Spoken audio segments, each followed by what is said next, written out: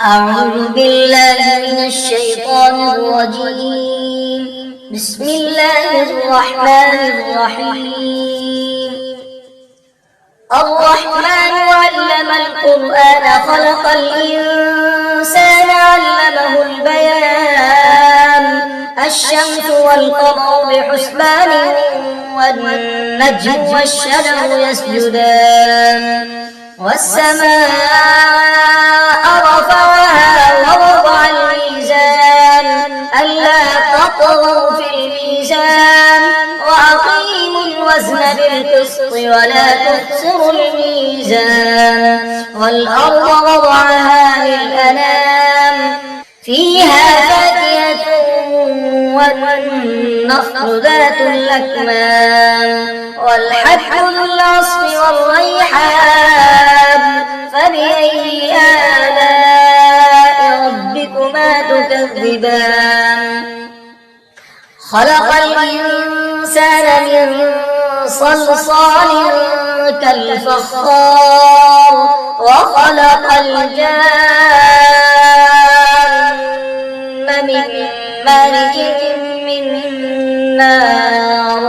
فبأي آلاء ربكما تكذبان رب المشرقين ورب المغربين فبأي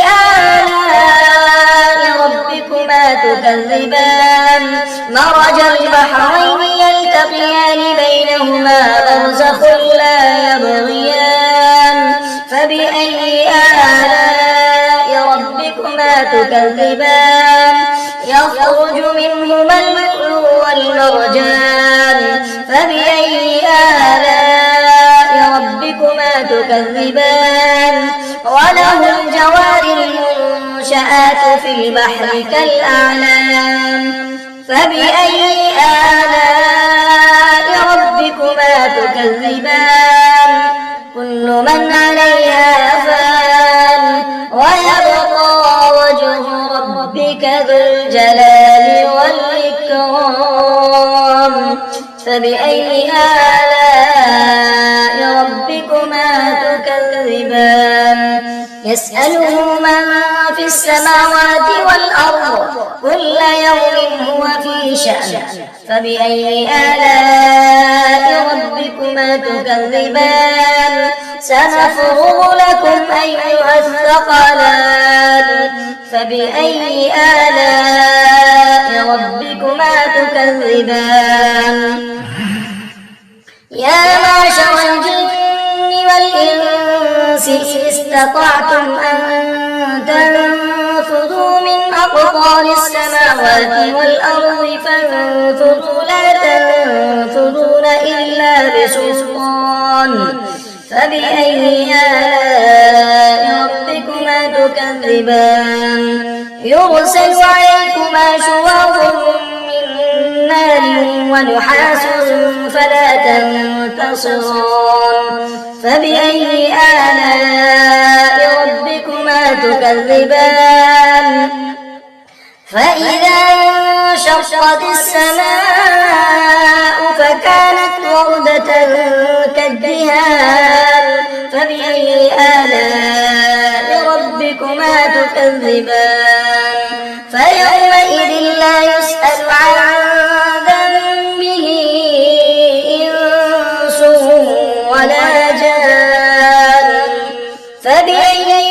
آلاء ربكما تكذبان يعرف المجرمون بسيماهم فيؤخذ بالنواصي والأقدام فبأي آلاء ربكما تكذبان هذه جهنم التي يكذب بها المجرمون يطوفون بينها وبين حميم آن فبأي آلاء ربكما تكذبان ولمن خاف مقام ربه جنتان فبأي آلاء ربكما تكذبان ذواتا أفنان فبأي آلاء ربكما تكذبان فيهما عينان تجريان فبأي آلاء ربكما تكذبان فيهما من كل فاكهة زوجان فبأي آلاء ربكما تكذبان متكئين على فرش بطائنها من استبرق وجنى الجنتين دان فبأي آلاء ربكما تكذبان فيهن قاصرات الطرف لم يطمثهن إنس قبلهم ولا جان فبأي آلاء ربكما تكذبان كأنهن الياقوت والمرجان فبأي آلاء ربكما تكذبان هل جزاء الإحسان إلا الإحسان فبأي آلاء ربكما تكذبان ومن دونهما جنتان فبأي آلاء ربكما تكذبان مدهامتان فبأي آلاء ربكما تكذبان فيهما عينان نضاختان فبأي آلاء ربكما تكذبان فيهما فاكهة ونخل ورمان فبأي آلاء ربكما تكذبان فيهن خيرات حسان فبأي آلاء ربكما تكذبان حور مقصورات في الخيام فبأي آلاء ربكما تكذبان لم يطمثهن إنس قبلهم ولا جان فبأي آلاء ربكما تكذبان متكئين على رفرف خضر وعبقري حسان فبأي آلاء ربكما تكذبان تبارك اسم ربك ذي الجلال والإكرام